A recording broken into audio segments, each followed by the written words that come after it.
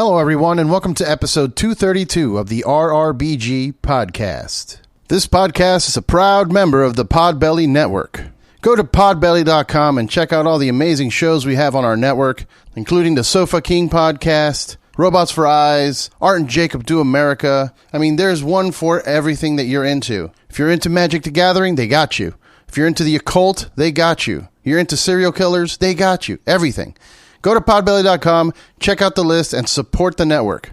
Last week, we had Sheath Underwear's Robert Patton on the show to tell the story of how he was serving our country over in the Iraqi desert and came up with the idea for the pouch technology in his underwear. Literally cutting up fabric and showing it to their tailors out there and said, hey, make this for me. It was a really amazing story. I highly recommend you go check it out so you can see how this underwear was created. I know I joke around a lot on the podcast about it, but it really has changed my life. It's the only underwear I use now. Go to sheathunderwear.com. Use our promo code RRBG and save 20% and say goodbye to bunched up boxers and horrible fabrics that'll only irritate you even further. This episode is also brought to you by Killcliff. My friends over at Killcliff make the best energy drink you can buy in the market today. Clean energy, none of that crap that they put in Monster or any of those Red Bulls. No sugar, just clean power for all the grind you're going to have to put in today. And if you're not grinding today and you just want to relax, they also have CBD drinks to help you recover from any injuries you may have, any kind of inflammation. Maybe you went a little too hard at the gym.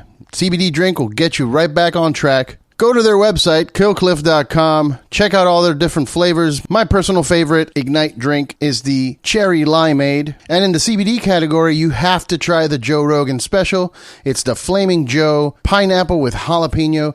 It's not that spicy. You just get a little bit of a kick at the end. It's delicious. Go to killcliff.com and tell them that RRBG sent you. This podcast is also brought to you by El Yucateco Hot Sauce. You know, I gotta tell you, I've been eating a lot more Mexican food these days as I live in LA, and it's just inevitable at this point. So having a really good hot sauce at my disposal is kind of crucial. And my go-to right now is El Yucateco hot sauce. They are a staple. They come in so many different flavors. You can get the verde sauce with jalapenos, or you can get the habanero sauce. They have this special like black sauce, which is a special reserve sauce. I mean, for whatever level Scoville you can handle, I'm sure you can find yourself a sauce here. And if you go to shop El Yucateco, Yucateco.com, use the promo code RRBG and you'll get 10% off of your purchase. This podcast is also brought to you by Saints Joints. Go to saintsjoints.com and check out all the awesome products they have there, including the new Book of Saints that comes with 4 packs of pre-rolled joints. It's this incredible, lavish, luxurious-looking gold foil stash box. The works. It's the best-looking stash box I've seen. Make sure to go pick one up before they're all gone. And also check out the new hash-infused pre-rolls. Don't forget, it's saintsjoints.com, and make sure you tell them that we sent you. In this episode, I talked to Johnny Christ of Avenged Sevenfold and Drinks with Johnny. We talked about Johnny's show, Drinks with Johnny, where he talks to other musicians, pro wrestlers. It's a fantastic show. You should check it out. We talk about cocktail drinks. We talk about beer. We talk about new Avenged Sevenfold music. It was a lot of fun. I hope you guys enjoy it. Make sure to follow the show at Drinks with Johnny on social media. You can follow him personally at Johnny Christ Official. And if you have a chance, please check out our Patreon page. Go to patreon.com/RRBG. Cheers.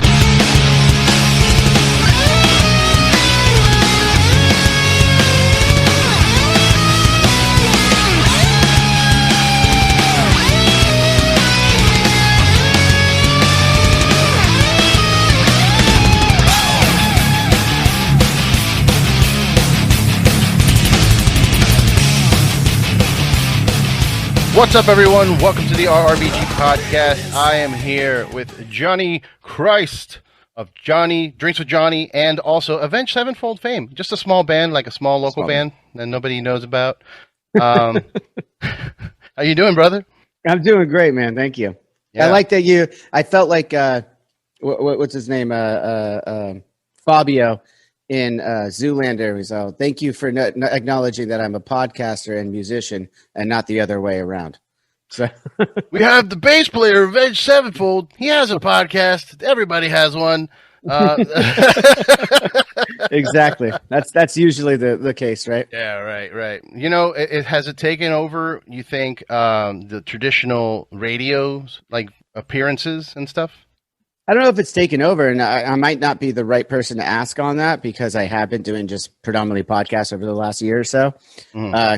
Strictly because we don't have new material. Right. Usually when we do radio interviews and stuff like that, it's because we have new material. We're doing things of that nature, touring and all that stuff. So without that, it's most of the stuff I have been doing is podcasts because of my podcast that I started.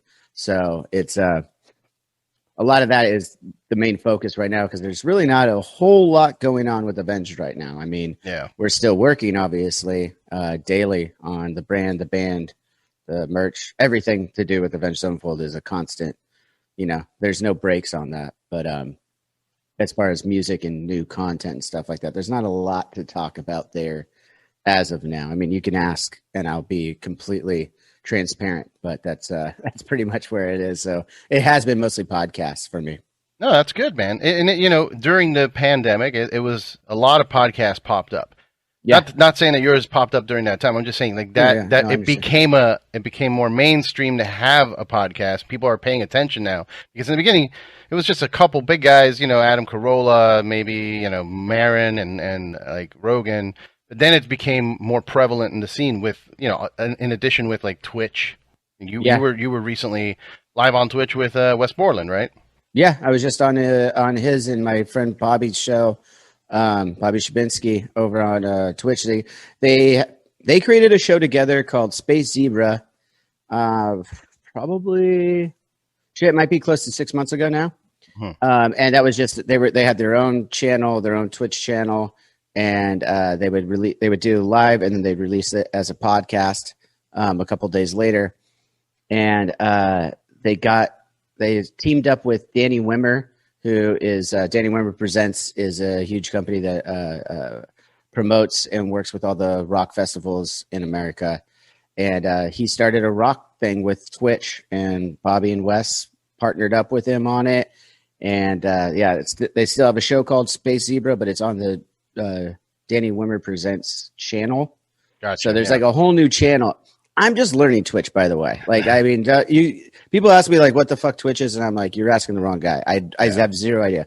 My understanding of it was, guys get on there, play video games and have headsets on and talk to people who are watching them play video games, which I think is the start of what they did. But it seems like they've shifted to that. They've got Amazon that bought them a few years ago, whatever it was, that's running it. So they're not going anywhere. I mean, that's too much money that they're dealing with. But according to the sources I've heard, they really harp on live content. But as long as it's live, it doesn't matter what the content is. If that makes any sense. It's not just video gaming anymore. There's shows like the one I was on yesterday, for instance, where three of us are sitting around a couch talking shit. Yeah. But it is live. That's the thing that they want to be like really on, is that it's live, which I think works for podcasters too. Cause as I said, like they're doing, like this could be live, this conversation right now. And then you could just go release the audio afterward a couple days later. Yeah. And there you go. So it's something that I've actually I'm starting to look at right now. I'm on the Sound Talent Media Network for audio podcasting. And then we have our own YouTube channel as well, which works really well for us because if you've seen the show, there's a lot of post work in it. Yeah. But we'd have to shift a little bit to do the Twitch thing, which I'm not adverse to because we did a lot of live stuff. I was going live like 3 or 4 times a week during the pandemic, just out of boredom. Yeah. So we figured it out. So I mean, it could be two separate things. You look at what pro wrestling has been doing sometimes with like live shows, and then there's also some cinematic performance that happens with Sting in a warehouse, like like that. Absolutely, cool. And I love that. I love that you watch AEW and just interviewed Penta. I'm friends with a lot of the guys over at AEW. They've been great for me on the show, and I've known Chris Jericho, arguably not arguably one of the top guys, but arguably the top guy over there, the GOAT. And and he's they've been great, and I absolutely love the everything they're doing. I met Darby Allen wanted to come on the show last season. And I was like, yeah, I saw that. Last February we did that, and it was so funny because I didn't know who he was at the time. I just started watching AEW because it's still only a couple years old. Yeah. And we started. He reached out to me through a fellow friend, comedian Taylor Williamson, and then next thing I know, I'm hanging out with this dude, and I was like, I don't know who this is. He shows up, and I'm like, he wants to do all this crazy shit at my house, and I'm like, dude, I don't know. Like, I don't know what you think, but like, we could pepper spray, but we're not doing it at my bar because that's gonna stink up the whole fucking house for a while. Yeah. Like, all right, so we had to go to a different location for that. He wanted to meet at a skate park, so we met at a skate park here in Huntington. I watched this. That was my first introduction to him, was watching him skate like a madman all over these bowls at this rad skate park. And I was like, man, this guy's gnarly. And then now we're like good friends, text each other all the time. He came back on the show a few months ago. Nice. We did some more stuff. But yeah, it's AW stuff is fun, man. Yeah, it's good to see him get some shine too, man. I saw him. I used to see him out here in LA a lot in like PWG or. I saw him at Storecade. Actually, we had him there when we did it. I don't know if you did you hear about Storecade? I heard about it. I heard a little bit about it. But maybe you could fill me in a little bit more. What was that about? Tony Hinchcliffe had a podcast with some friends, Chris and Johnny Scortis, and they're called the Store Horsemen, and they would review wrestling. Yeah. And so they decided to have a live wrestling show at the Comedy Store in the main room. And I jumped in there like I need to help you guys out with this because I knew the guys. I've been hanging out with them at the store, so I was like, let me help. I know things about wrestling. I can help you out. And I ended up bringing in Josh Barnett to do the announcing and like have him do a chop during the show. And the Lucha Brothers were there. Darby was there. Luchasaurus was there. A bunch of the dudes from AEW that were locals. Performing, and it was great night. Dude, that's rad. Yeah. I saw a little bit about that. And then there was also, you mentioned Tony Hinchcliffe, who was on the show. Like, I knew about the Store Horseman because I had him on the show. Then I understand he got in a little bit of trouble a couple weeks ago, didn't he? He did. He's still charging forward, though. He's still putting out the show, and he got re-signed to a different company because, I don't know. He said some things that were out of context, sounded really, really bad. And he probably shouldn't have said them anyway.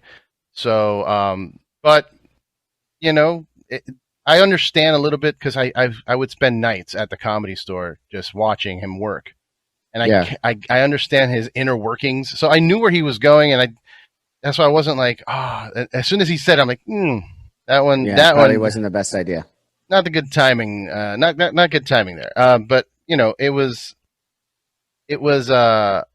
Taken out of context. That's all I can say. Yeah, no, I didn't hear specifically what it was. Somebody hit me up. It was like, "Oh, your friend Tony got in trouble, blah blah blah," because he was on the show, and I was like, "Oh shit!" I mean, when we had a conversation, we've texted back and forth. He seems like a good dude. I mean, I'm not super close with him. I wouldn't pretend that, but I mean, we're acquaintances. Yeah, and he seems like a intelligent, good dude for the most part. He's always been nice to me, and I'm obviously Hispanic, so if he was. What they say he is, he probably wouldn't be hanging out with me, but he does. He hangs out with everyone. He's very, very friendly behind the scenes. It's a matter of whatever he said. We don't need to get too far into what that was because I don't actually even know. But was it in a context? Was he on stage doing a bit or something? So he came out. He was introduced by another comedian who opened up for him. And a comedian who he's had open up for him many times. They've been on tour together. He was on the Kill Tony show numerous times. So he was like part of the scene, He wasn't like unknown. So he brought him on to open the shows. And then Tony didn't like his set because he was trashing on Americans. And Tony's been on this like weird heel character lately that he's super American. So, so he comes out and just, trashes the dude that introduced him, said a slur, but it was all as a character and the way he said it, because the previous set was also racist and like full of trashing Americans and, how Asians have done everything for us or something like that. So he came out like offensive, to get the heel heat or whatever you want to call it. Yeah. But he maybe shouldn't have said the slur. Okay, so that was the yeah. I mean, that's the issue. Of course, those words shouldn't be said and behind or in front of people. Yeah. That's unfortunate. But I do like I didn't realize this. I do like the story of like he's got the heel character. He's obviously a huge wrestling fan, and he's like embracing. I've never heard of a heel character in comedy, I guess, and I think that's honestly, I think that he's onto something great. I know he's been doing it for a while, but I mean, I hope to see it continue then. I mean, that sounds interesting. That's a show within a show, you know what I mean? That's pretty interesting. Yeah. I noticed you got a Call of Duty poster back there. Yes. I have the same one. I have mine from being in the video or in the game. That's right. You guys make a song for each of the Black Ops, right? So far we have the last few, I think. Yeah, we definitely have. That's awesome, dude. Yeah, my wife works at Activision. Oh, really? Yeah, she got that from work. Yeah, that would make sense why you have the same thing. Yeah. Yeah, I mean, we collect a bunch of stuff. There's a bunch of Zelda and Amiibo stuff and N64 down there, and like, yeah, it was a big gamer house. So, but I'm thankful because I grew up gaming a lot, and a lot of the girlfriends I had in the beginning were all like, "What are you doing playing video games? That's you're an adult. Stop it." But when I met her, she was playing with me. I'm like, "This is it. This is the dream. Yeah. This is what I've been missing out on." So that's fantastic, though. That's gamer guys, I advise you to find you a gamer girl. I'm just saying. Yeah. What are you pouring there? I thought you were having a drink. Is that still the same drink? No. So I'm pouring here an LFG from Mason Ale Works out in close to San Diego. They have a brewery out in Tustin now as well. That's a rad can. Yeah, dude. Super hazy something IPA. Double dry hopped hazy double IPA with Nelson hops, 7.9%. Wow, that's fucking fantastic.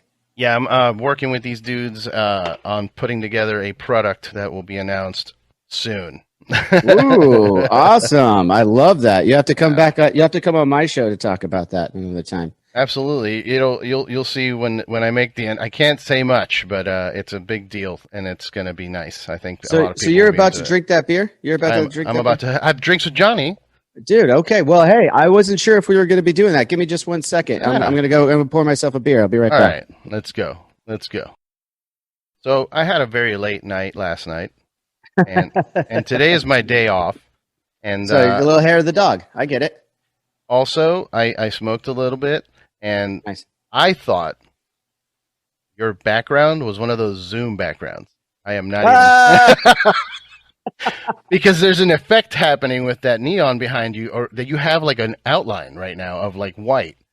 And I was like, that looks like the Zoom thing. It's probably just a picture. Nope, it's an actual bar with a draft handle, like tap handle, like. Oh, yeah. So jealous. That's my life goal right there. Yeah, you know these webcams can be a little funny with the autofocus stuff. Like it's good to have it, but also when I get up and move around, or when you have neon lights like that, it looks a little different in there. But hey, also, but I prefaced it with I'm a little fuzzy. Well, let's cheers to that, man. Now that I got my beer, cheers. Yes. What are you drinking? This is an IPA from Georgetown Brewery in Seattle. It's called Bodhisattva. Ooh, okay. Dude, that my goodness. There's a line with these double IPAs, these hazies that are what percentage is that one? 7.9. That's a solid double. It turns into juice, and I know that's a common phrase amongst the beer nerds. It's juicy. But it literally is. It's like a juice. It's like fruit juice with alcohol. It feels like a daiquiri, which is not offensive to me, but it's also like this is something. I think this is something else. This is not. This is not beer. This is not a cocktail. I don't know what this is. Well, it's funny. You mentioned you're going to be doing something with. I just did a beer. I don't know if you saw it. With Four Sons. I got one can. Yeah, with Four Sons. I got one can back there. I don't know if you guys can see it. I had the last of my batch yesterday when I was on that Twitch feed. Nice. So we're going to make some more, and it's only going to be available in Southern California, but I can't wait to get my hands on some more of those cans because that's damn good beer. I'm going to drink this piss water. Just kidding. I actually really like the Bodhisattva. What is it that got you into craft beer? Because I know there's Drinking. just drinking. Just drinking. No, but how was it that it was introduced to you? Because I mean, I remember clearly the day I discovered craft beer. Like it was like a life-changing event because I'd been drinking Heineken and Corona and Bud for my whole life, and then all of a sudden it's like, what? There's other stuff. Yeah.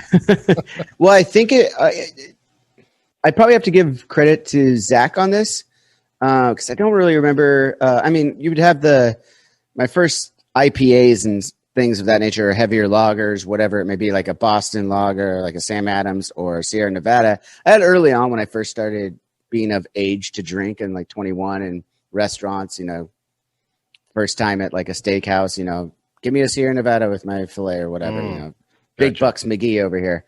But I mean, also this was, 15 years ago.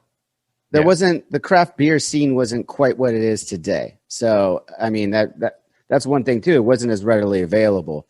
But then when we started touring about it, and we're like, we used to always have Miller Lite on the rider. It's the best tasting light beer, in my opinion, still to this day, because, for us trying to keep our figure on stage and everything, we were drinking Miller Lights a lot. And we kind of got sick of it. And at one point, because it's the same thing every day.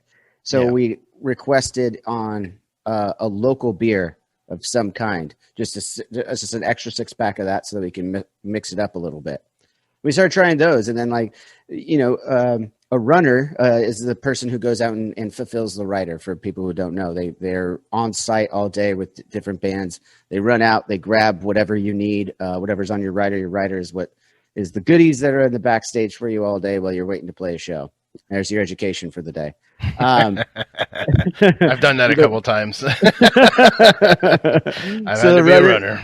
Yeah. Great people. Can't get the show without the runners. I'll tell you that much. But yeah, so they started, and they would take, and we just tell them, you live here. The runners are always local. You live here. What's something we should try? And they started coming with all these different local crafts, and that's when I think we started. We found a few different ones. There was was it Surly out in Minnesota? Surly's metal as hell, man. That's a good brewery. Yeah, and they got great beer. So there was some like that, and then shit. I feel like just in the last 5 years, right here in Huntington Beach, there's just been an onslaught of new breweries that are coming out because everyone's learning the craft, for lack of a better word, of making these beers and just doing so many different unique things with it. I feel like beer was stagnant for so long. Like there was just, you either have light or heavy beer, and that's it. And preferences on taste, as you said, Heineken or Miller Lite, Coors Light, Corona. Those were kind of your options for a long time. And then now I feel like locally, at least, there's a local brewery in every fucking city in the world. I feel like there's a pretty good much, one. pretty much. Yeah. It's all a matter of, whether or not there is a line that has to be crossed to get into craft beer, I guess. And then there's another line. Once you get into it, there's another line of like nerdiness. Like how nerdy are we going to get here? Are we going to start talking about pH levels in the water? I don't get that nerdy. I don't get that nerdy. I don't pretend to be that. I wouldn't even call it nerdy. That knowledgeable. Knowledgeable. Yeah. No, I've done a couple of like Great American Beer Fest and like Extreme Beer Fest out in Boston, and those get nerdy. I bet. Yeah, but it's funny because I saw so many parallels within that and what what we did with music. Where when I walked into the Great American Beer Fest, to my right was a wall of T-shirts of all the breweries, and I was like, "This is Ozfest." Like, what are we talking about? And there's people taking pictures with head brewers. Oh my God, it's Sam Calagione of Dogfish Head, or like, oh, here's Garrett Oliver of Brooklyn, and people are taking selfies. I'm just like, this is Ozfest. This is what this is for beer. Wow, I didn't realize that came into that. That's rad. I would love to go to one of those. Dude, it's great it's great if you're going with industry. If you have an industry pass, it's fucking awesome because all How do you get an industry pass? I need an industry pass. I got to show up with Johnny. There you go. Hey, we'll figure that out. I'll help you out. I know some people. All right, cool. But dude, you go and you're just going from booth to booth, but you go through the side or the back. You're hanging out with the brewers. There's before parties. There's after parties. There's you know, it's a thing for like a weekend. Like, and Yeah. I love doing it, but you know, you run into you know, I hear there's only a 9.6, you know, Plato on the whatever, and the brew, the gravity of the beer. I'm like, dude, stop, Yeah. drink, have a Yeah. drink. Here you go. Do you like the taste of it? Does it taste good? The answer is pretty simple. It's yes or no. That became my sales technique too, because I was doing sales as well for beer, and it was mostly like I would just show up. And you see dudes, I would see other reps show up because it was, you know, once you're on a schedule where the managers are at the bar, there's you know, they line up at the bar. There's dudes with their polos and their iPads, and they're, you know, they have a thing and they're ready to sell her, you know, 150 cases of Corona. Because they have to, because it's a sports bar. So, you know, they have to order that much. And he doesn't really care. He's just taking the numbers. Like, give me how many? 300? Right. All right, I'll see you tomorrow. But I show up and I just fucking pour them a beer. Like, here you go. Enjoy. That was and I would just sit there and like sit on my phone or like do something. And they're like, what's up? I'm like, no, dude, I'm working. You know, try this beer though. It's good, right? Yeah. I sell it, by the way, if you want one. That was my That's sales pretty technique. good. That was it. Yeah, I like it. I would take these it classes. Sounds like it worked. Yeah, it worked, dude. I would they would make us take these classes, like John Fox or something, salesman classes, where you have to present yourself and make sure your posture and, you know, your handshake is strong. And I'm just like, that's cool, but I'm not going to do that. Yeah, I'm going to do it my way. It's fine. Do you want results? That's all you need to worry about. The results. Yeah. Keep it simple. Yeah. I like it. So for you, I mean, now that things are starting to open up and the world is getting back to normal, live shows for you in terms of Drinks with Johnny live. Oh, okay. Yeah, absolutely. We're definitely talking about that. You know, we're coming up on halfway through this season. I do seasons. A lot of people like don't get it when in podcast world, and I totally get it because, you know, they're going through this. I like to take the holidays off at least. Okay. And it doesn't necessarily mean that like I'm not giving weekly content still. It's just not a lot of new episodes are going to happen during the holidays. As you know, I would just have to bank them anyway, and they wouldn't be the quicker turnarounds that I like to have. Yeah. Because everyone, as you know, everyone you try and talk to during the holidays, it doesn't really work out too well. You don't get a lot of guests during the holidays because everyone wants to take a break for a minute, you know? Yeah. So I tried to take a break. I got off on a tangent there about seasons, but so everything opening back up is definitely, I'm more excited than rather than going a lot of live stuff. I'm excited to go back out and travel a little bit and get back to what the show was originally kind of thought of, where I would go to breweries like we're talking about, or a beer fest, or go somewhere and have the cameras follow me around while I do these things. It's kind of a travel show as like a, you know, we had Zane Lamprey on the show, kind of like a 3 sheets kind of thing. Or, you know, the Anthony Bourdain, rest in peace, but alcohol version. Or sometimes it doesn't even have to be alcohol. I want to go out to, you know, we were making a joke how funny it would be if I dressed up in one of those old man suits and went into like a bingo, like a bingo hall at an old folks home and just hung out and talked to a bunch of old people as an old person and like get like that conversation going. Yeah. You know, so like that's the kind of stuff that I'm excited. And, you know, Zoom has become a necessary thing and everyone's gotten used to it. And it's awesome. It's awesome that we have that tool for times like this where it's easier for you and I just to pop up in our house somewhere and do this, right? Yeah, that way we don't have to drive drunk from the show. Exactly. I mean, I was wasting a bunch of money when I was having guests come over here, get drunk, and I have to send them away in an Uber. Yeah. But not really. But I only had to do that once or twice. But no, it was, you know, having in-person stuff there's a difference of the conversation. Yeah. And not that one's better than the other per se, especially when we're talking for the audio. The audio for Zoom has been great because, you know, I can get guests that aren't in Southern California. Yeah, exactly. Yeah, that's good. And yeah.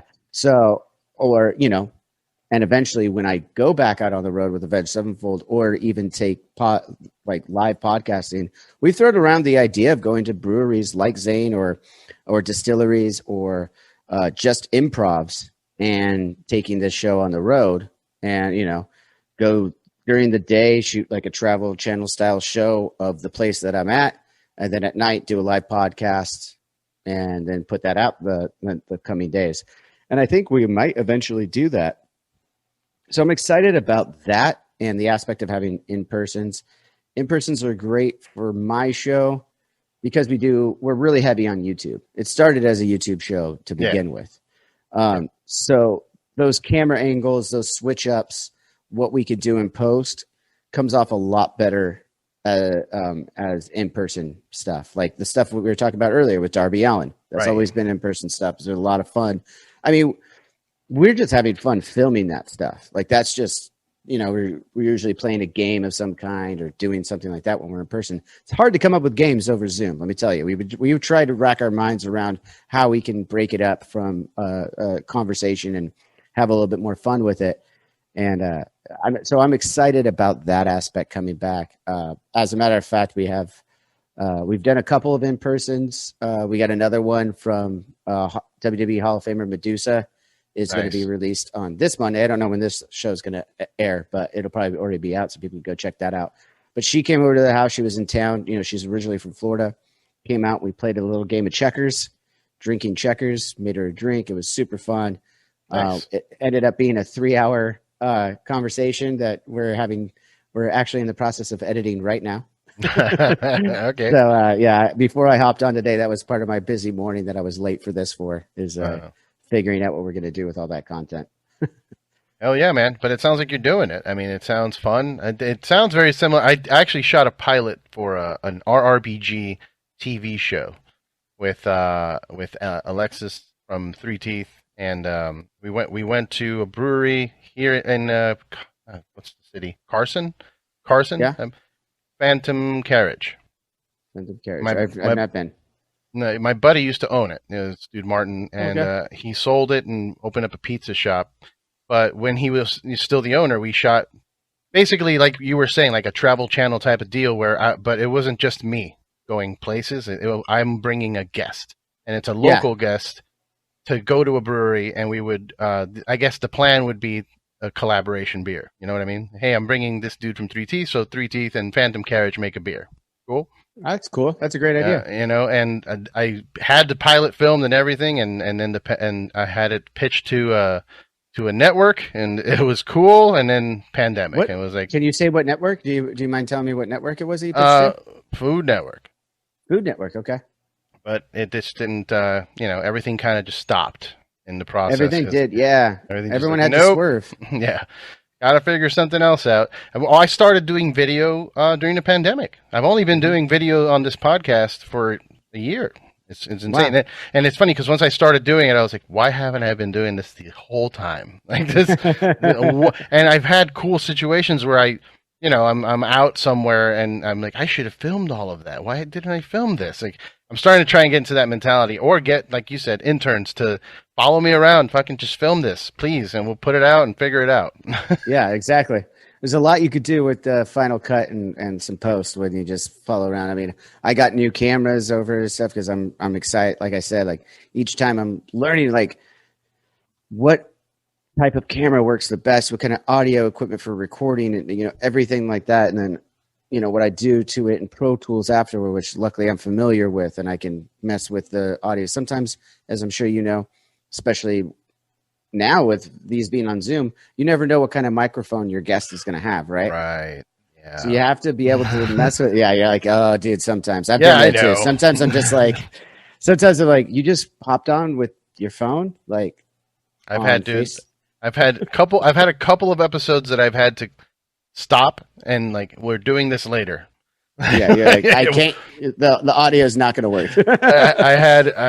I'll just say I had Brian Holtzman. He's a comedian here from LA, very old school dude. He's he's a legend at the Comedy Store, and we would hang out. I'm like, hey man, you want to do the show one time? He's like, yeah. So we set it up. I sent him to Zoom. I start it, and when it starts, he's in his car with his lady friend, driving. On the highway. Driving? On the highway. And he's just like, hello, hey, how you doing? I'm like, no. Wait, was he driving? Yeah. And he's like, hold on, I'm going to pull over.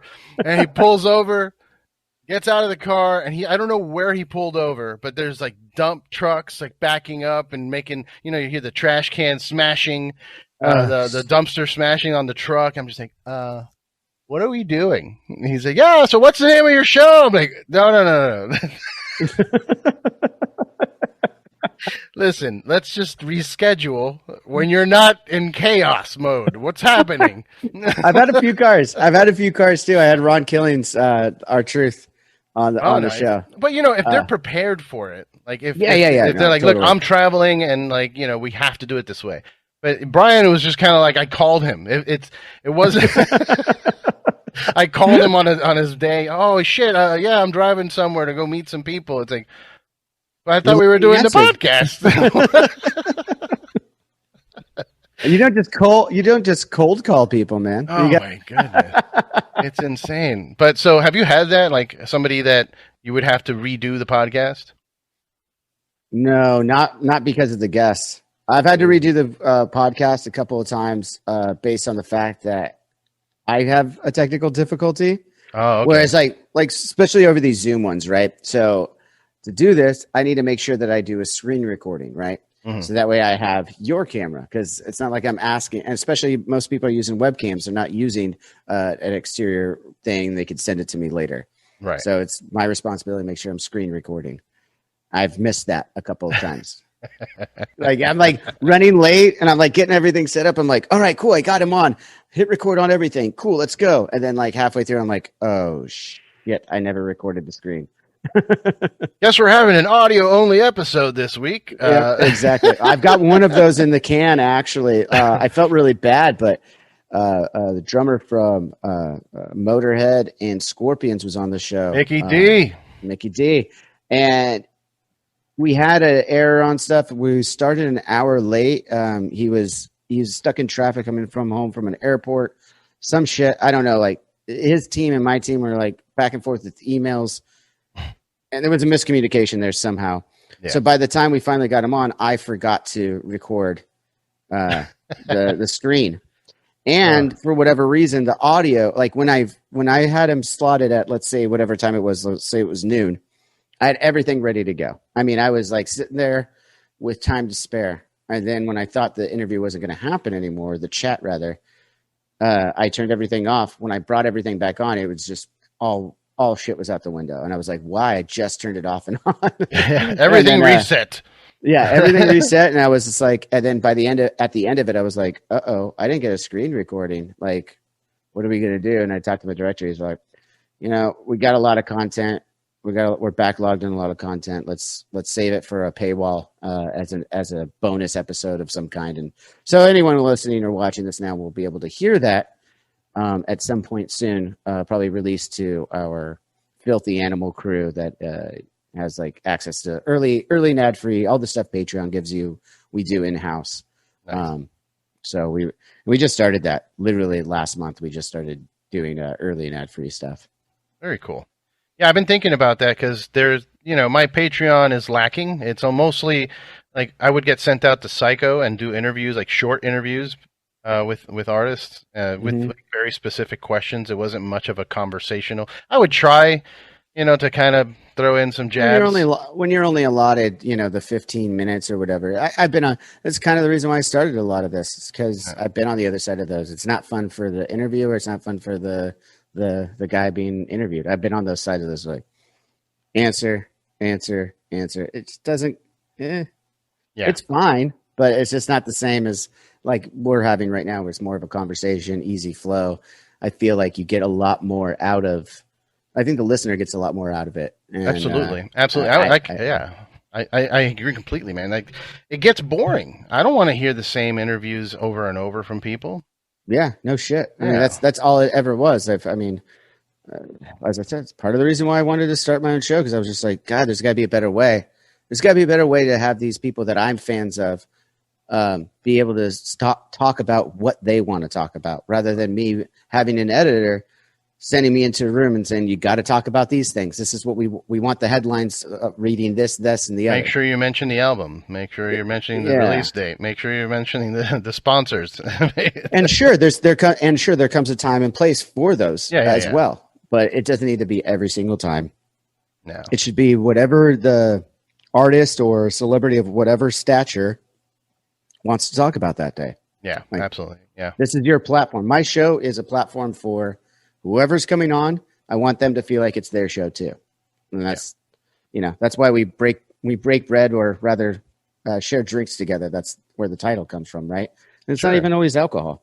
So, yeah, that's the thing. That I had a problem with that in the beginning because the show was called The Rock and Roll Beer Guy, and a lot of people just don't drink, and they don't want to be associated with the word beer. So yeah, like if they Google your name and if you show up on a beer show and you're a sober person, that's not a good look. So I get it. So I had to shorten the show name for that reason alone, because I'm like, I don't want to just limit myself to alcoholics. Yeah.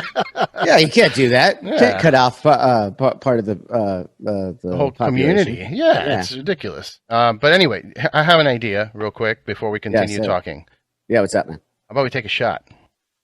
Okay, hold on 1 second. Of what? What are we taking a shot of? I'm going to take a shot of the Deftones tequila. I'm going to bring it over. Ooh, you got the Deftones tequila. I haven't tried that one yet. Hold on 1 second.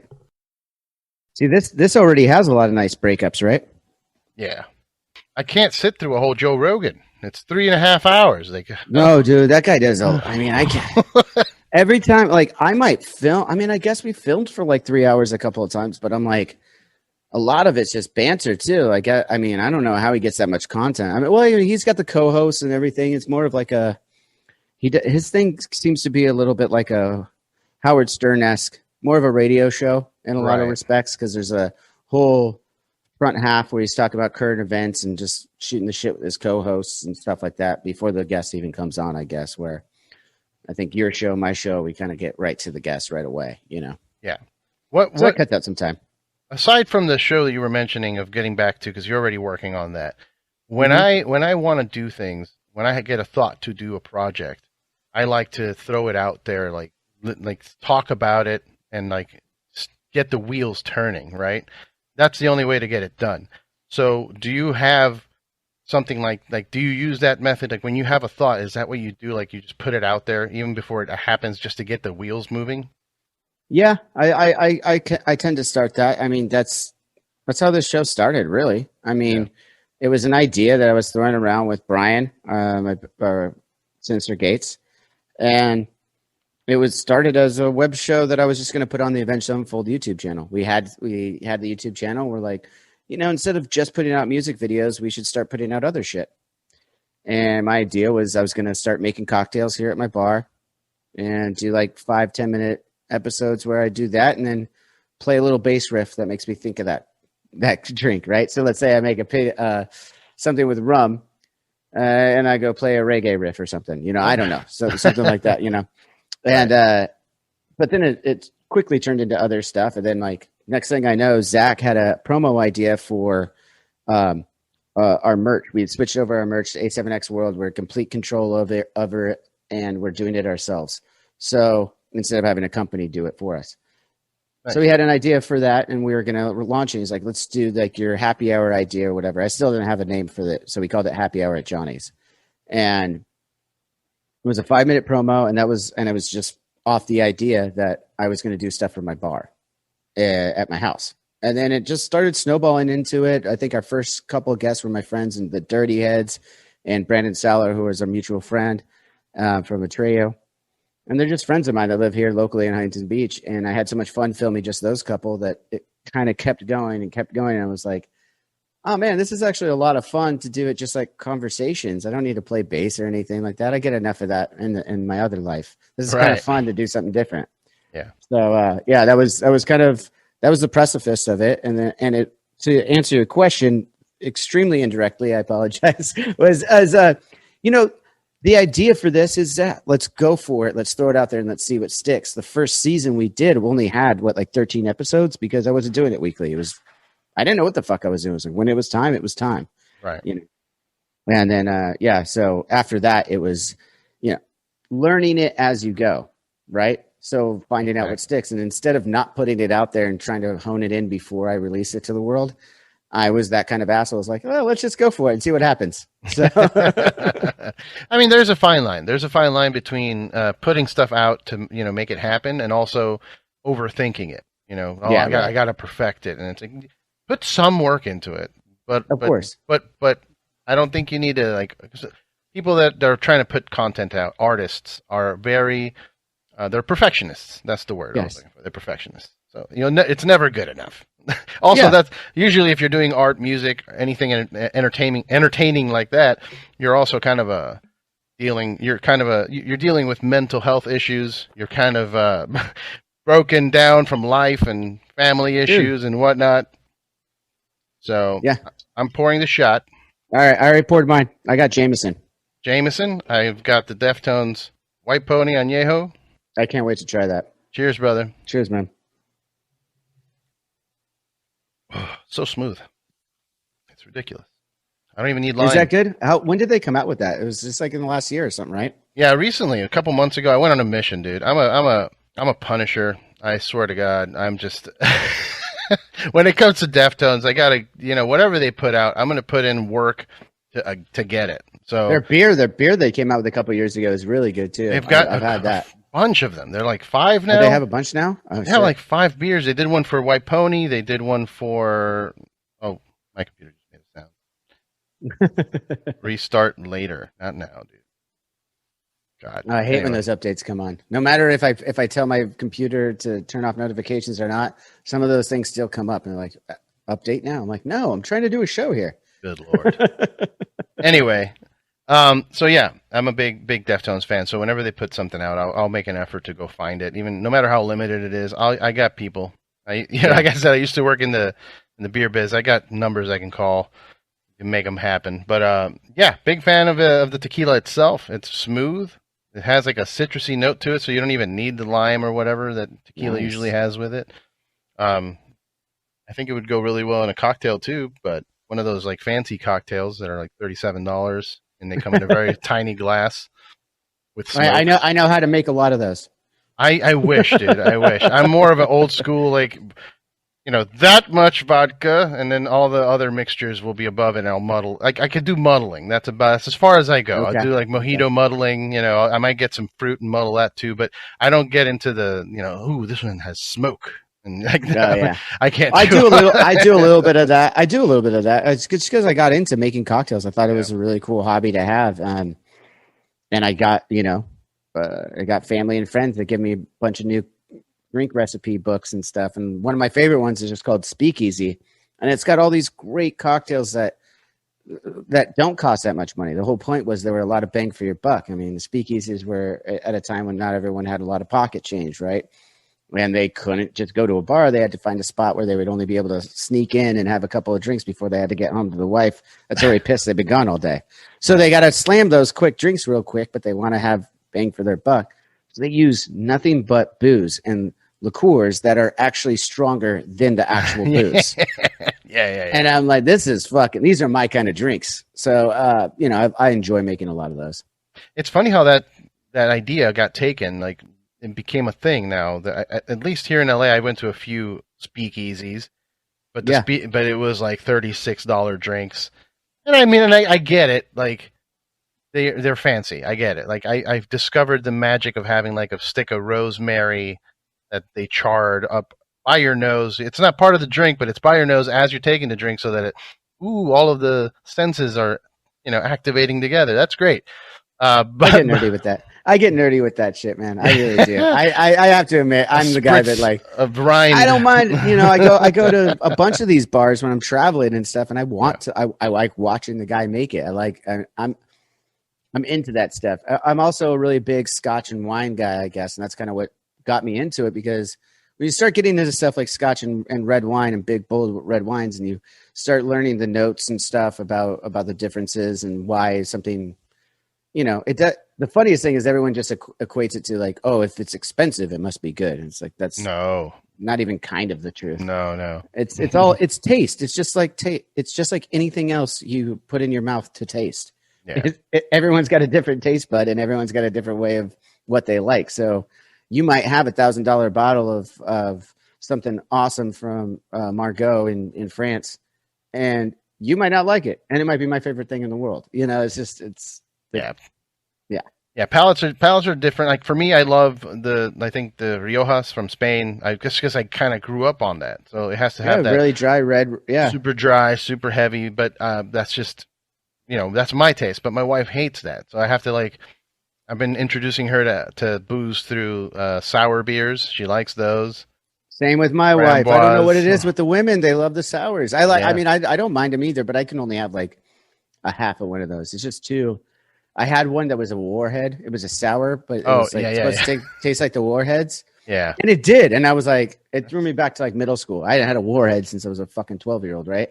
Yeah. And like, it took me right back that all the flavors. I was like, yeah. A few more sips in. I'm like, yeah, this is awesome. And I'm about halfway down. I'm like, I'm ready for a different beer. Like, yeah, sours they're I can enjoy one to have the flavor of it, like to the experience of that drink. But yeah, I'm not gonna be putting back a few of those. I get heartburn and stuff. So everyone's like, if I have too many of it, I'm just like, oh my god, I'm bloated now. Like, what's happening? I'll just stick to lighter beers. That's the thing. As I've gone through the years of craft beer drinking, I'm now like I prefer a lager. I used to want the craziest stout or the craziest sour or triple IPA. That's fine, but now I just want to taste it just to see what you did, and then I'm gonna go drink a lager. I'm not quite there yet. So no? I right now I'm still really heavy on the IPAs and stuff. That's still. I can't go to a lager right now. Every time I do, I'm just like, it's too light. If I'm gonna drink a fucking beer, I want to drink a fucking beer right now. A beer. Yeah, but I mean, because I don't always drink beer too. I mean, I love beer. I love every alcohol, but I mean, especially when I'm trying to, like, right now, you got me drinking at 11 o'clock in the morning here. And I'm actually on the wagon too right now, which is really funny. So I guess I'm technically not. But I've been getting back on my drinking so much because I looked at myself after the last year and I was just like, oh, you're getting big, boy. Like, I looked at myself in the mirror. I'm like, it's time to take it down a couple notches. We just announced some tour dates in next summer. I'm like, it might take me till next summer to lose this weight. So let's start doing that now. No, I hear you completely. And you know what's funny? I lose a lot of friends this way because I have friends that are like, I'm trying to change my life for the better, and then you showed up and I'm drunk again. I'm like, hey man, I'm sorry, dude. I don't know. This is why we get along so well. I'm that guy in my groups. I'm that guy. My wife for years was like, I don't want you hanging out with so-and-so or so-and-so. They're all bad influences. I mean, this is a gross quote of hers. This isn't a real quote. Yeah. But, those sentiments. And then it finally dawned on her after so many. She's like, wait a minute. You're the you. What's the common denominator here? You do the Vince McMahon. It's me, Austin. Yeah. It's been me all along. I love the wrestling references. Oh, my God. We got to do something together. We got to collab on something wrestling. We got to do that. We got to get like one of our friends in the wrestling industry or a couple of them and get like a round table chat that we could simulcast or something, or do like a watch along. I think that'd be super. Like, find like two guys maybe and watch one of their matches and get them talking about it and us talking about the fandom of it too. I think that'd be fucking rad. Hell yeah, I'm down. I'm down. Well, I know you got to get going before. Yeah, you I apologize. I'll if you want to finish some stuff up another time, you want some more time, I'm more than happy to give it to you. I'm sorry I was late. So no worries, man. No worries. So before you go, last thing, what's your favorite cocktail? What's your go-to? My go-to and my favorite are two different things, actually. Ooh, my go-to. Okay, go-to and favorite. That's it. My go-to is a Tanqueray Martini up with a lemon twist. Now, I used to get it with green olives and developed an allergy, maybe because I was drinking so many of them. Oh. So I can no longer do green olives, which is unfortunate because I love them. But that's my go-to with the lemon twist. So I had to swerve on that. Back to some speakeasy drinks, though. The Last Word is my favorite cocktail to make, drink, whatever, because it's refreshing and super, super alcoholic. And I absolutely love it. Hell yeah. Well, if I end up coming down to your place, I would like one of those, please. I will make you that and many others, I promise. Awesome, brother. Well, hey, thanks again for your time. Everybody that's watching and listening, make sure to follow the show at Drinks with Johnny.